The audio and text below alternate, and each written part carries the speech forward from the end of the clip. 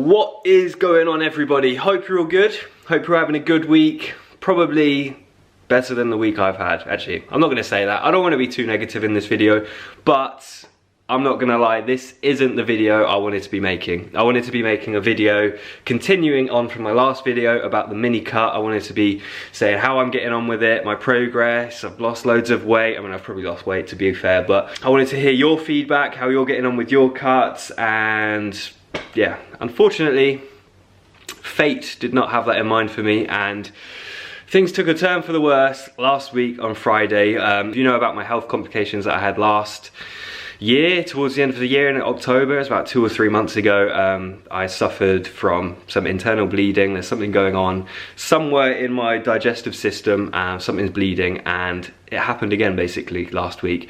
Wasn't as bad, but still happened again, and it still was a little bit scary. Wasn't great. I'm gonna put you on a tripod down here. I'll just tell you exactly what happened. I don't want to bore you too much, and I do want this video to be mainly positive because I am feeling good.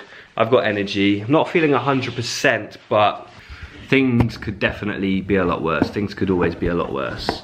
So if I just sit you down there. Here's little Pop. She's been outside. She's a little bit cold. Can you say hello? You're gonna bugger off, I know you are, but just say hello. There you go. There's an appearance from Poppy. And here's Bluebell. Come up here. Up, up. And there's Bluebell. Just popped out the bottom. That's what I mean by things could always be worse, because they could. Yeah, so basically Friday I wasn't feeling too great. We actually managed to get most of Megan's photo shoot done. I think I can say that. It's her next in the style range. I'm pretty sure I can say that. So we managed to get most of the photo shoot done. We went to Winchester, which is quite close to where we live, but I wasn't feeling great. In fact, like the whole evening before, when I went to the gym, I was just doing like chest, and I was just feeling a little bit too lightheaded after each set that I did. And I recognized the feeling because it was a similar feeling to how I felt back in October when everything went pretty pear-shaped. So yeah, Friday, woke up, wasn't feeling too great, did the photo shoot, and then towards the end of the evening, I started feeling pretty bad. It's weird, I think, basically because I was losing blood and my body was flushing out this quite large amount of blood. It's a weird feeling. It's almost like an adrenaline rush or like an adrenaline dump. It's like, it's weird, like you can just feel it and you feel like all the blood's sort of rushing away from your head. So I was kind of preempting what was happening, but I was really reluctant to kind of surrender to it. I'd had a great week, like literally my first week of work in January was as good as I could have asked for, and it was just annoying. I basically knew it was happening. I just was kind of hoping that it would just go away, which it wouldn't, of course. So went to A&E, and I actually passed out in A&E. This is after I sort of started passing blood at home. Went to A&E. They were kind of dawdling about in A&E at reception, asking me all these details, and then I stood up a bit too quick, I think, and basically passed out. Megan and my mum were there. It wasn't great. I think I passed out 2 or 3 times, they told me. I didn't really know what the hell was going on. Apparently it was like 10 seconds one time, and this next time it was like 20 seconds, came back round. My mum and Megan were just like a few feet away, nurses all around me.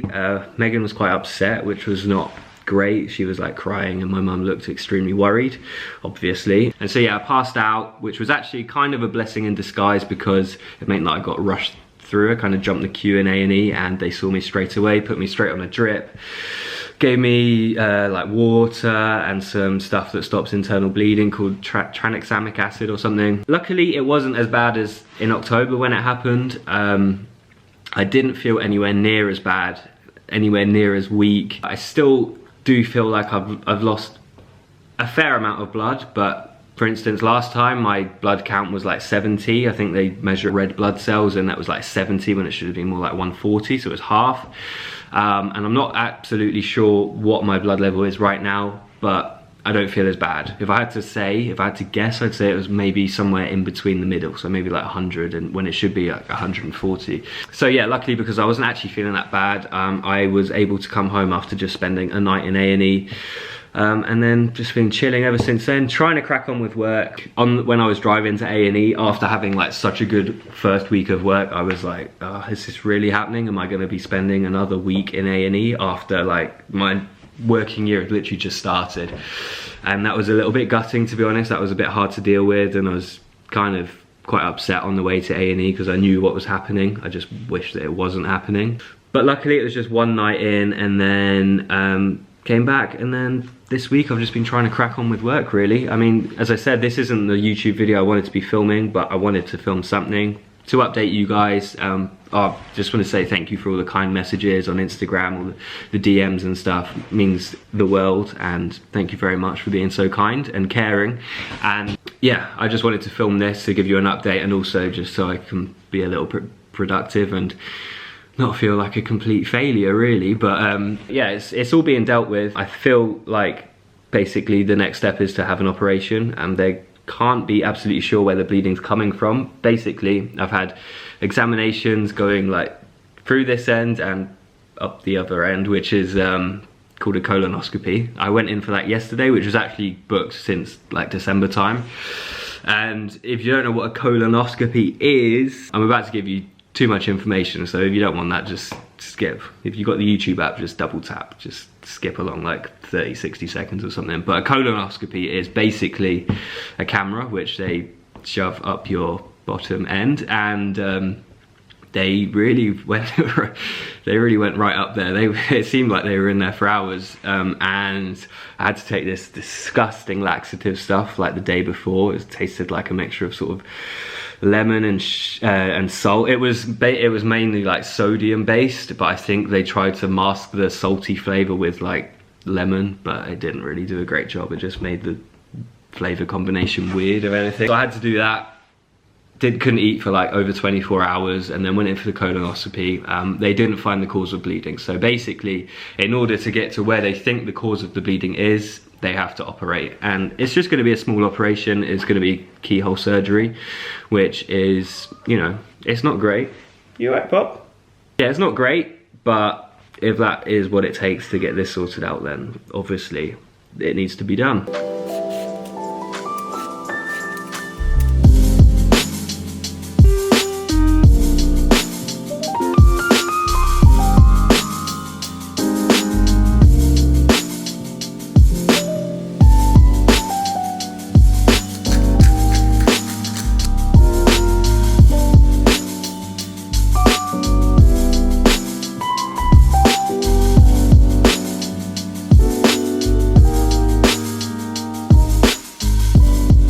Right, I know what you're thinking. Niall, what's going on here? Are you concocting some kind of magic concoction? Oh, and hello, Megan. Hello. You laughed, so I had to introduce you. I can't just have some creepy laugh going on in the off the side. Getting the voice. And she's had her hair done. Last vlog, it was eyelashes. Huh? It's a secret, I'm joking. Oh, okay. I'm joking. There you go. Oh, look, Megan, you look so good. Yeah. No, it needs to be styled and washed, actually. That's it. And it's bad. Anyways, yeah, it's still a bit blue, but anyways. Blue? Need to get this dinner on the go. Well, it is on the go. So basically what I'm doing is a tray bake. And tray bakes are really bloody good, because you basically chuck everything in the tray, and you basically have to use vegetables. So it forces you to have a really healthy meal. You can chuck in some meat. So I've got some chicken. I've just rubbed some of this Cajun seasoning on, which I actually really like. Maybe it's got some bad ingredients in it, but I really like it. It tastes bloody good. So I'm gonna chuck those chicken breasts in. I've already put the sweet potatoes in for about 10, 15, 20 minutes just to soften them up, because they are going to take the longest to cook. And then over here, you saw me chopping all these vegetables. I've got red pepper, orange, well, it's definitely not red. I've got bell pepper, courgette and onions. And by the looks of it, it's not going to fit in this, but we're going to try. And then also over here, I've got some like feta cheese, which is going to be the king of the show. The pièce de résistance and the king of the show. Look at you, you're a little cutie. Cutie. So yeah, I'm gonna chuck it all in, and it's gonna look like that. Now that's about all the vegetables I could fit in. I've got some leftovers there, don't worry, I will use them up. So you've got 3 chicken breasts in there, a load of other vegetables, some lemon, and to be honest, I am winging this. I've just sort of made this off the top of my head, went to the shop, thought I want to get a nice healthy dinner in me that doesn't take too much time to actually cook. So that's another good thing about tray bakes. You just chuck it in the oven and it will just look after itself. There's also some garlic cloves. I wouldn't, well, you could probably eat them if they're roasted enough. So a little bit more olive oil, just drizzle that on. the veg, and then I'm just actually gonna put a bit of dried oregano. You could add like fresh herbs, like thyme or rosemary is quite good, and then just some chili flakes. Herbs from the garden. Chili flakes like that. And then before it comes out, about 10 minutes before it comes out, I'll crumble some feta cheese on because it might burn otherwise. And baked feta cheese is insane. Yeah, it is. Anyways, I'm gonna put this in the oven and we'll see what happens to it, shall we? Oh, she's so excited. Look how good that looks though. Right, so I think it's pretty much ready. I've put the feta in. The feta's been in there for about 10 minutes. And you can see it's starting to get a little bit brown. Starting to crisp up on the top a little bit, the feta cheese. Honestly, melted feta is one of the best things ever. And I've had a little idea. Because we don't use our table nearly enough, and because me and Megan need to catch up on our day, because we haven't seen each other much today, I thought, why not lay the dinner table and then we can actually sit opposite each other, have dinner, enjoy a small glass of red wine. I know maybe some of you think I shouldn't be drinking alcohol, but it's just a little tiny tipple. I'm just turning the lights on so you can see the tray bacon in all its glory. Yeah, it looks good. It smells amazing. Everything is cooked to perfection. Right, so I need to call Megan down because she doesn't know I've done this yet. Megan!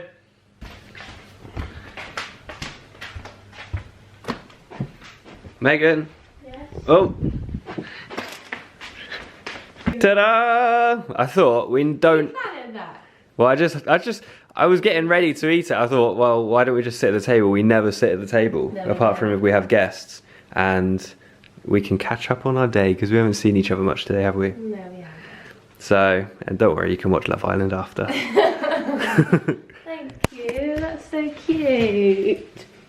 So, I think I'm going to wrap this up now. You got a little recipe in there, and as I said, the tray bake, just chuck everything in. I didn't even time it myself today, but if you're worried about timings, just like think the harder something is, i.e. a sweet potato is very hard. If you hit yourself on the head with it, it would hurt. So it needs longer in the oven. And just make sure you... No, but I mean like red peppers, if you want to use like carrots, stuff like that, it's going to take a bit longer. Chicken breast tends to take like 25 to 30 minutes in the oven at like 200 degrees. So don't worry about timings too much. Some things might get a little bit soft, but that's fine. You just want all the flavours to sort of combine and mesh into one another and create a lovely tray bake. You're gonna have dinner with us. She's had 3 meals today. You big chub. Do you think it's alright drinking a bit of red wine, isn't it? Just a little bit. What do you mean, is it alright? For me, I've got no blood. I'm gonna be pissed. I've got no blood. I've got no blood. You'd be dead. I've got some blood, it's just a bit diminished. Anyways, yes, tray bake, try it at home. I'll probably, I might even use this. I like the idea of feta. I might use this for my Instagram page, or maybe something else that I might be working on, so. Anyways, thank you very much for watching. I'll give the video a like and subscribe. One of my main goals for this year is to build up my YouTube audience. Come watch Niall's videos on mine if you want. Thanks for watching and have a good week. Stay safe. Goodbye.